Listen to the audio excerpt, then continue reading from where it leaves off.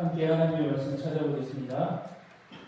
오늘 우리에게 주신 하나님의 말씀은 구약성경 여호수아 5장 10절에서 12절까지 말씀입니다.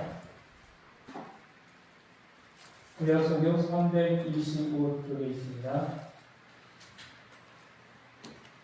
여호수아 5장 10절에서 12절 말씀입니다.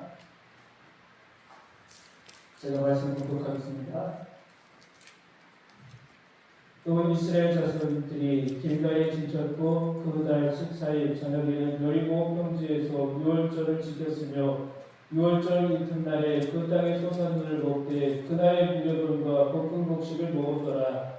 또 그 땅의 소산물을 먹은 다음 날에 만나가 그쳤으니 이스라엘 사람들이 다시는 만나를 먹지 못하였고 그 해에 가나안 땅에 소출을 먹었더라. 아멘. 이 시간 호흡 찬양대 찬양으로 하나님께 영광드리겠습니다. 예배는 온전히 하나님께 드려지는 시간입니다. 그래서 이 예배의 대상은 하나님에게 하나님께만 경배의 박수를 치고 사람에게 박수를 치지 않습니다. 이 시간은 이제 하나님의 말씀을 듣는 시간입니다. 하나님께서 하늘에서 내려주시는 만나와 같은 말씀을 귀담아 듣는 시간이기 때문에 우리가 경청하는 시간입니다. 만나 이야기는 우리가 많이 들었습니다. 세상 사람들도 만나 그리고 골리앗과 다윗 이야기는 압니다. 다윗과 골리앗이 어떻게 싸웠는지 그리고 이 만나가 어디서 나오는지는 다 압니다. 그런데 이 만나가 언제 그쳤나요? 라고 물어보면 정확히 아는 사람들이 그렇게 많지는 않습니다. 하늘에서 내려오던 그 만나, 땅은 언제 그쳤을까? 안식일을 제외하고 40년 동안 매일 하늘에서 만나가 빛처럼 내렸다 그랬습니다. 40년 동안 안식일을 빼고 하나님이 정확하게 이 만나와 메추라기를 내려주셨습니다. 그 양은 엄청났다고 했습니다. 무엇보다 놀라운 것은 그 오랜 세월 동안 하루도 거르지 않고 내렸다는 사실입니다. 생각해보세요. 정말 놀라운 사실입니다. 매일매일 40도가 넘는 뜨거운 더위 속에서 하나님은 광야에 나온 이스라엘 백성들이 하나님이 약속해 주신 가나안 땅에 들어갈 때까지 먹을 것, 이들에게 쓸 것을 공급해 주셨다는 것. 이 만나는 정말 놀라운 사건입니다. 그래서 신명기 8장 3절에는 이 40년 동안 신발 한 켤레, 옷이 다 헐지 않았다고 기록이 되어 있습니다. 굶지 않았다는 것입니다. 이들이 왜 40년이라는 시간 속에서 그렇다면 왜 죽을 수밖에 없었을까? 왜 서서히 출애굽한 1세대들이 죽을 수밖에 없었던 이유가 무엇일까? 그것은 430년 동안 하나님이 애굽에서 고통받았던 이들을 국물이 여겨주시고 헤세드, 자비의, 인자의 하나님이 그들의 소리를 들어주시고 건져주셨습니다. 그리고 나서 그들에게 홍해를 걷게 하셨고 그들에게 이 신의 광야에 나오게 해주셨습니다. 나왔을 때 이들은 처음에는 너무너무 기뻤습니다. 왜요? 먹을 양식이 있기 때문에. 당분간 견딜 수 있는 이들에게는 힘이 있기 때문에 별 문제가 없었습니다. 그러나 홍해를 건너고 나서 이제 신의 방해, 바람방해의 단서부터 이들은 힘이 빠지기 시작했습니다. 애굽은 그래도 견딜만 했습니다. 종이지만 신부는 종이지만 그곳에서 그들은 그래도 견딜 수 있었습니다. 그런데 이 광야는 생활이 다릅니다. 매일매일 날씨이 40도 이상입니다. 저녁에 해가 떨어지면 추위가 금방 찾아오는 사막과 같은 지역입니다. 그러기에 아침부터 저녁 늦게까지 겨우 잠이 들 때에 그때까지 불평할 수밖에 없습니다. 가마솥 근처에 한 번도 가보지 않았던 이들이 고기 한 번 못 먹었다고, 내가 배고프게 있을 때는 고기를 넉넉하게 먹었다고, 파와 마늘이 그립다고 외칩니다. 하나님이 그래도 불쌍해서 이들에게 이 만나를 공급해 주시겠다고 모세에게 약속을 하십니다. 모세와 아론은 이 약속을 백성에게 전해줍니다. 우리가 뭐라고? 너희가 우리에게 불평하는다. 하나님이 너희의 불평을 다 들으셨다. 내일 아침 너희는 주님의 영광을 볼 것이다. 아침에는 만나를, 저녁에는 고기를 주실 것이다. 걱정하지 말라는 것입니다. 그날 저녁에 해가 뉘어져 떨어질 쯤에 하나님은 바람을 불어서 이 메추라기 때를 이들의 눈으로 고개 주셨습니다. 아침에는 이슬이 내리는 것처럼 만나가 이들의 천막에 떨어졌습니다. 아침 이슬처럼 내리는 얇은 조각 같은 이 만나, 사람들은 이 만나가 떨어지는 것을 보면서 이게 도대체 뭐지? 이것이 뭐냐? 라고 이야기했습니다. 모세가 대답했습니다. 이것은 하나님이 너희에게 먹으라고 주신 만나다. 히브리의 언어 그대로 만나. 사람들이 그것이 무엇인지 전혀 몰랐다고 하기 수도 주고 있습니다. 출애굽기 16장 31절에 이 만나는 가시 같고 시고 맛은 꿀 섞은 과자 같다고 했습니다. 40년 동안 아마 반 정도, 20년 정도 매일매일 똑같이 아침에는 만나, 저녁에는 메추리, 똑같은 김치찌개를 매일매일 드시면 좀 다른 거 먹고 싶다라고 외칠 때가 있을 겁니다. 마찬가지입니다. 매일매일 똑같은 것을 반복하니 또 불평하기 시작했습니다. 원망하기 시작했습니다. 만나 말고 다른 거. 그러나 하나님은 이 만나와 메추리 그리고 이들을 광야로 보내신 이유가 있습니다. 무엇입니까? 이들을 훈련입니다. 이들에게 하나님의 백성으로서 서가는 자리로 지금 만들어 주고 있다는 것입니다. 매일 아침 제공되는 일용할 양식에 관해 모세는 여러 가지 규칙과 지침을 내렸습니다. 욕심 없이 자기 목만 거둬야 한다. 이기적인 축적을 피하고 금요일엔 이틀 분량, 안식일에 하나님께 예배를 드리기 위해서 오늘 다른 날보다 2배로 하나님이 내려주시기에 이 공급량을 받아서 가지고 있으라는 것입니다. 안식일은 하나님이 씌워주시는 날입니다. 아무것도 안 하는 것이 아니라 우리가 하나님을 찾는 날입니다. 이 날에 하나님이 우리에게 찾아오신 이유, 하나님이 우리를 왜 창조하셨고 이 험한 세상 속에서 그리스도인으로서 왜 세워주셨는지를 찾는 날, 이 기쁜 날 하나님께 온전히 드리는 날입니다. 만나를 거두는 것은 광야에서의 생존이 전적으로 하나님의 은혜라는 것을 또한 기억하는 것입니다. 매일매일 우리에게 주어진 이 시간 속에서 오늘 내가 이 만나를 먹을 수 있는 이유, 하나님이 나를 보호해 주시고 하나님이 나를 이렇게 생명을 보존해 주시기 때문에 내가 이렇게 먹고 살 수 있다는 것을 기억하는 것입니다. 하나님 한 분만을 의지하고 살라는 말씀을 실행에 옮기는 일상의 예배 행위입니다.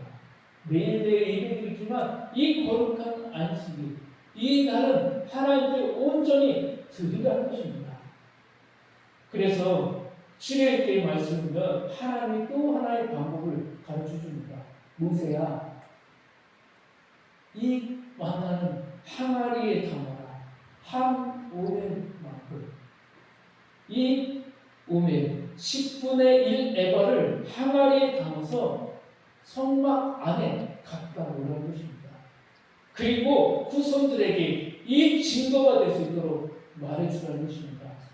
너희 선조들이 어떻게 이 광야에서 나왔고 이 요단강을 어떻게 건너게 되었는지를 증거로 보여주라는 것입니다. 무슨 일이 있을 때마다 이 만나 항아리를 보여주라는 것입니다. 40년 동안 하나님께서 먹여주시고 입혀주셨던 것 기억하는 것입니다. 즉 그들은 가나안 땅 경계에 이르기까지 만나를 먹었다는 것입니다. 약속의 땅이 도착할 때까지 하나님은 매일 이렇게 은혜를 베풀어 주셨습니다. 광야는 사람이 살만한 땅이 아닙니다. 집을 떠나서 들녘에 가서 살아라고 하면 살 수 있겠습니까? 우리도 쉽지는 않습니다. 그런데 그곳에서 40년을 살았습니다. 이것이 하나님의 은혜입니다. 40년이 지나자 만나가 멈췄습니다. 본문에 앞서 요단강을 건넌 후 그들은 길가에서 지그쳤습니다. 담대하게 제사장들이 강을 건너자 뒤에 따라서 이스라엘 백성들도 함께 이 강물을 들어갔고 이 강물에서 나오자 하나님의 놀라운 일들을 또 시작하십니다. 그것이 길가입니다. 그곳에서 지키지 못했던 유월절을 지키라고 명령을 주십니다. 너희들의 선조들이 어떻게 이 광야를 나오게 되었고 광야 40년을 어떻게 지냈고 또한 지금 하나님이 어떻게 역사하는지를 보라는 것입니다. 지키지 못했던 유월절, 급하게 지켰던 유월절, 이제 하나님이 조금씩 형식을 갖추어가며 이 유월절을 지키도록 명령을 주십니다. 또 한 가지가 있습니다. 할례입니다. 광야에서 행하지 못했던 할례, 남성의 포피를 배라고 명령을 주십니다. 하나님이 이제는 새로운 하나님의 백성으로서 이 가나안 땅을 밟은 하나님의 백성으로서 살아가는 증거를 보여주시겠다는 것입니다. 그리고 또 무엇입니까? 12절의 말씀처럼 이제 하나님이 하늘에서 내려주시는 만나와 메추라기가 아니라 이 땅에서 나오는 소출을 먹으라는 것입니다. 40년 전 애국을 떠났던 애국 세대들 그들은 다 사라졌습니다.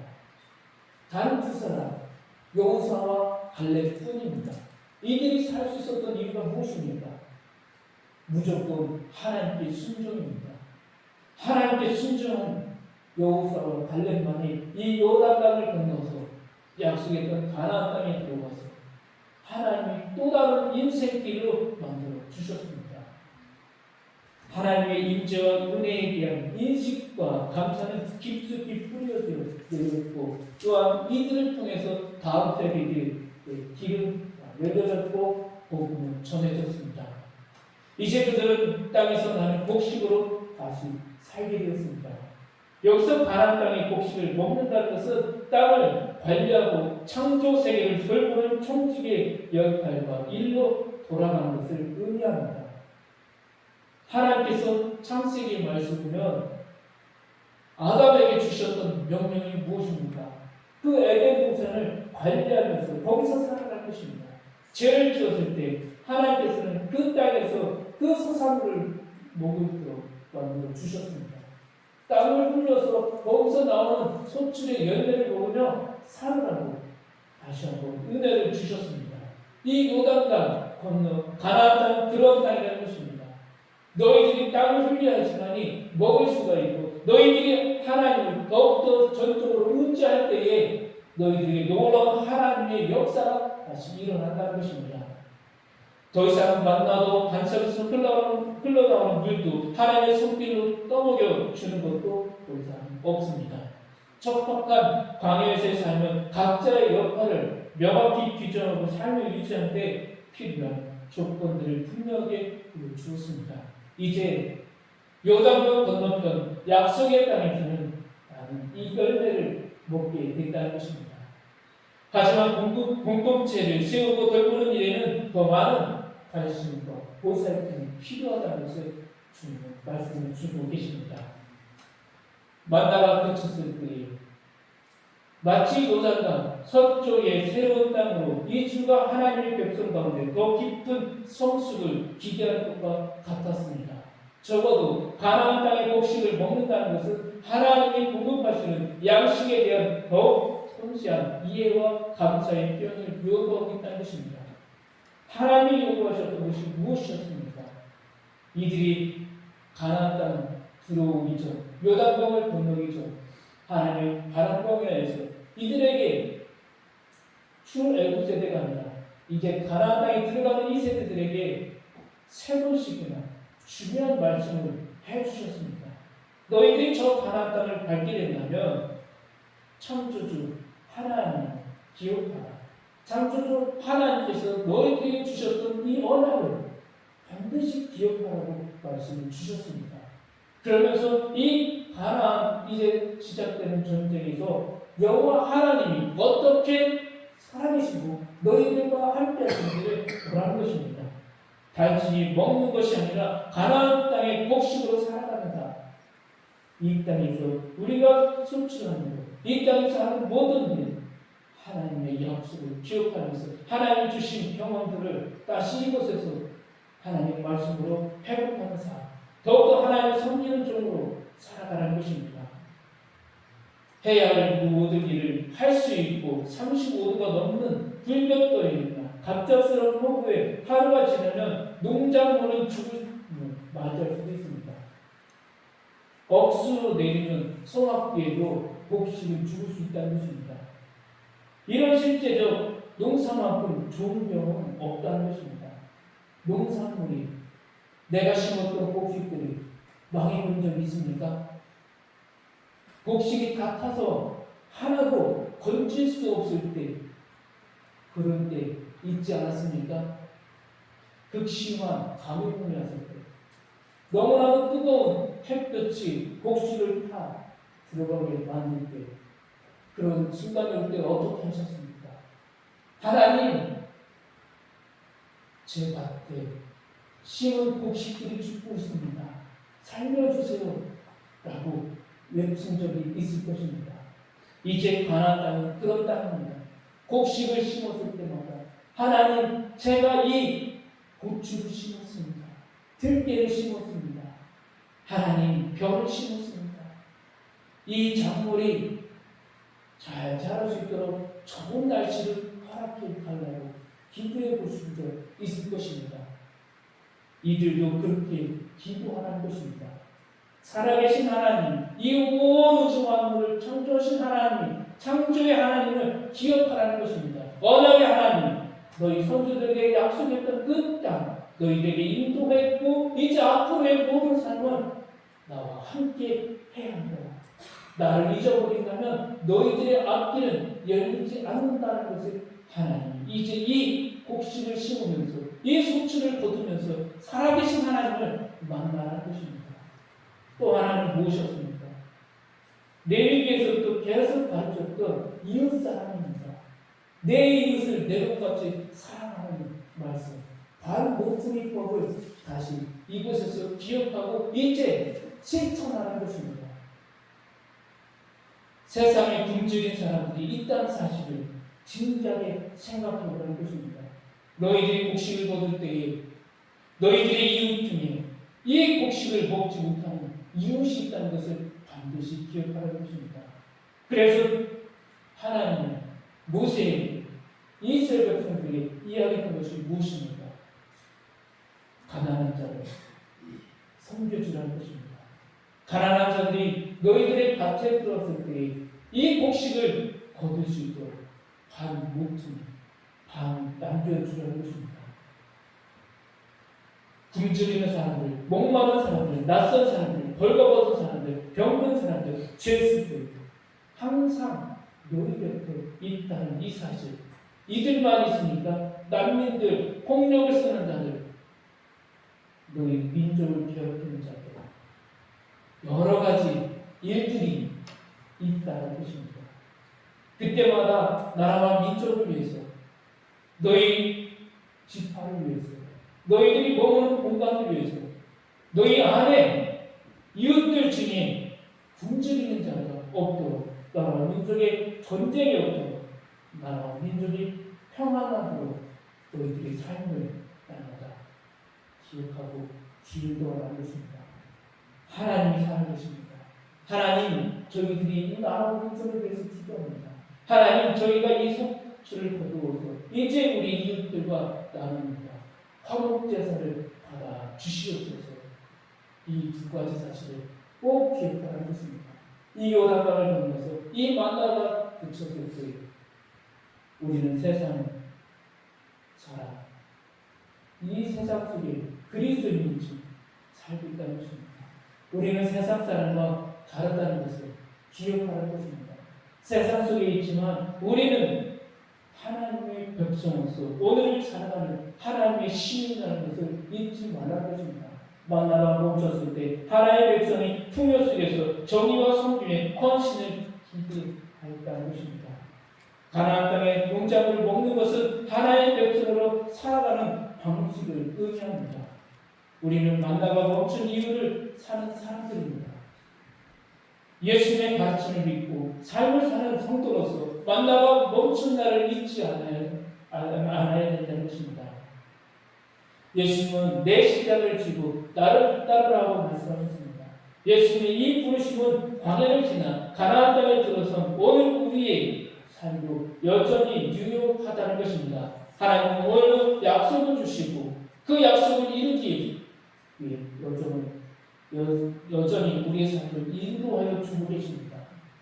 말씀에 순종하고 예배를 회복하고 우리가 머무는 공간 안에서 일어나는 일 중에 연약한 자들을 돌보며 우리 나라와 민족을 위해서 더욱더 하나님이 세워주신 이 민족 가운데 하나님께서 세워주신 이 교회 공간 안에 거룩이 회복될 수 있도록, 거룩한 우리 나라와 민족이 될 수 있도록, 거룩한 성도가 될 수 있도록 계속해서 가나안 땅을 건너오고 이 삶을 살아가는 우리 성도들의 삶이 이제 더욱더 하나님이 보호해 주시고 하나님만 의지하는 하나님이 주신 이 명령대로 살아가는 성도가 되길 소망합니다. 기도하겠습니다. 하나님 아버지, 우리를 새로운 만나이신 우리 주 예수님과 함께 이 땅에 살게 해주신 은혜에 감사드립니다. 이 시대에 우리에게 주신 말씀을 기억하며 예수님의 제자로서 우리의 이웃을 돌보며 이 땅에 온전한 하나님 나라를 이루어가는 성도의 삶 되게 하여 주옵소서. 우리를 통해서 이 나라 민족 하나님 우리가 세운 모든 일들이 하나님 안정되게 하여 주시고 평화를 찾게 해 주시고 어려움당하지 않게 해 주시고 다시는 이 땅에 전쟁이 없게 해 주시고 이 땅에 하나님 말씀으로 다시 풍요를 여기지 않고 더욱더 하나님 말씀으로 성장하는 대한민국과 민족이 되게 해 주시고 또한 우리 오각교회 성도들 가정이 다 되게 하여 주옵소서. 예수 그리스도의 이름으로 기도합니다. 아멘. 찬송가 391장 찬송